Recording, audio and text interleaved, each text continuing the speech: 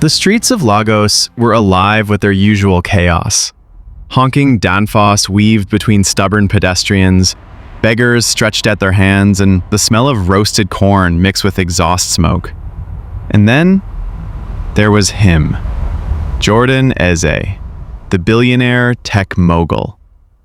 Fresh out of his Maybach, flanked by security, his tailored Italian suit cost more than the yearly salary of most people on that road. Cameras clicked as he crossed the street. Everyone knew him. Everyone feared him. And Jordan loved that. Until it happened. A ragged man, dirty, barefoot, and trembling, staggered toward him with outstretched hands. "I beg, sir, just 50 naira," the man whispered. Jordan stopped. People turned. Security tightened. And Jordan, without hesitation, slapped him. Hard. The sound echoed like thunder over the silence that followed. The beggar crashed to the ground. People gasped. Phones recorded. "Don't ever touch me again," Jordan growled, brushing his coat as if the man had contaminated him. The beggar's lips quivered. Tears filled his sunken eyes. But he said nothing. He just looked at Jordan. And something about that stare? Something ancient, familiar. Jordan walked away. But he couldn't shake the look. Not for hours. Not for days. Then, the phone call came. It was 2 days after the slap. Jordan sat in his glass-walled office on the 25th floor of East Tech Towers, overlooking the city like a king above ants. His assistants hovered, meetings piled up, and notifications blinked endlessly. But none of it reached him. That stare from the beggar haunted him. It wasn't guilt. Jordan didn't believe in guilt.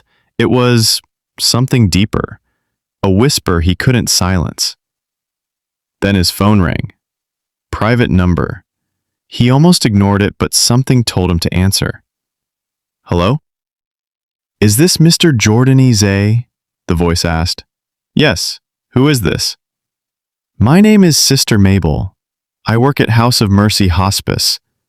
A man was brought here 2 nights ago, badly bruised. He had no ID, but he kept repeating your name in one sentence." Jordan stiffened. "What did he say?" The woman paused. "He said, 'Tell Jordan. His father forgives him.'" Everything inside Jordan froze. "What did you say his name was?" he whispered, barely breathing. "We don't know. He wouldn't say, but he looks a lot like you." Jordan stood. The chair behind him rolled away. "I'm coming."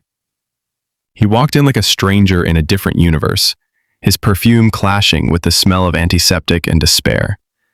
A nun led him to a room with a worn-out bed. And there, lying beneath a faded sheet, was the man he had slapped. The same frail frame. The same dreadlocks.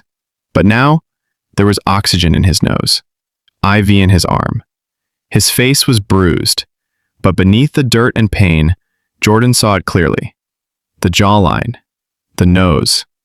The hands. They were his. "Papa?" he whispered. The man's eyes opened slowly.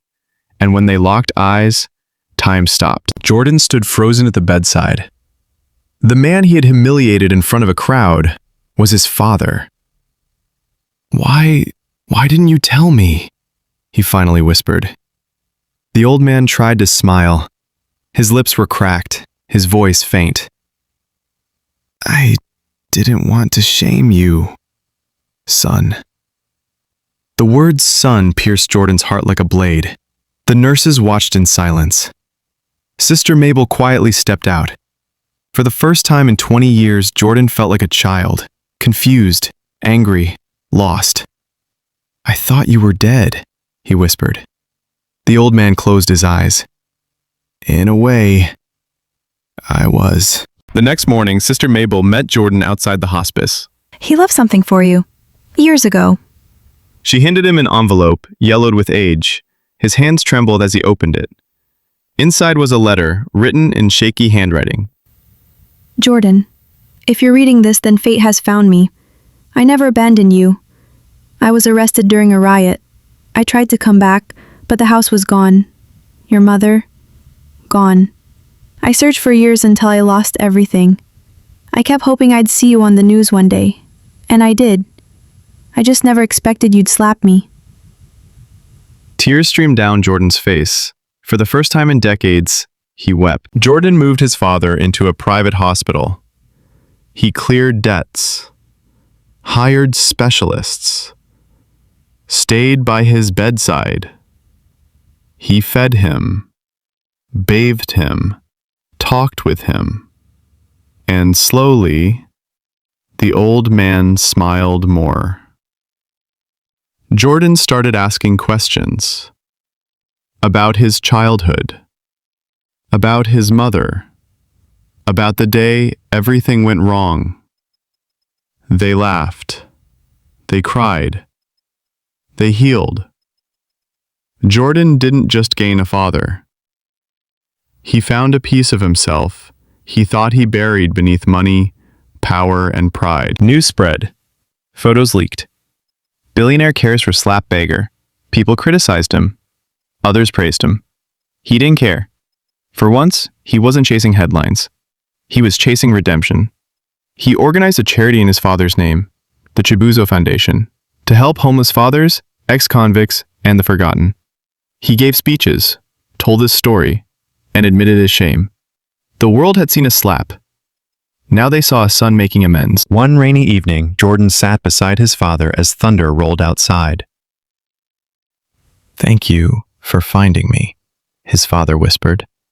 Jordan nodded, holding his hand tightly. "No, Papa, thank you for surviving."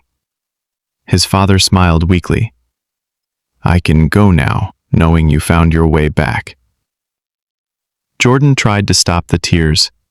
"I wish I had found you earlier." The old man sighed. "Life doesn't give us perfect moments, just chances to make things right."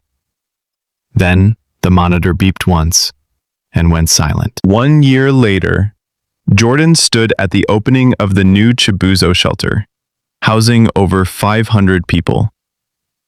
A large bronze statue of his father stood at the gate, hands outstretched in blessing.